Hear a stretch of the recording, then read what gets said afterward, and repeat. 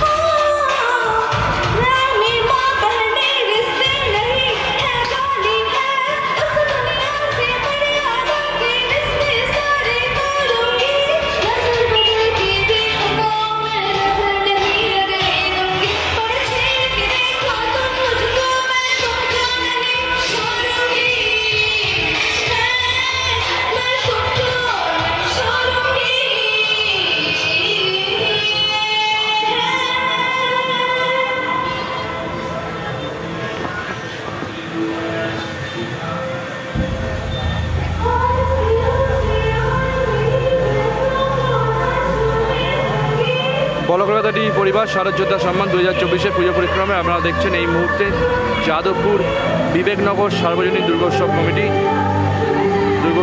Committee Durga মাতৃমূর্তি এবং মণ্ডপ সজ্জা সরাসরি বলকলতাটি পর্দায়।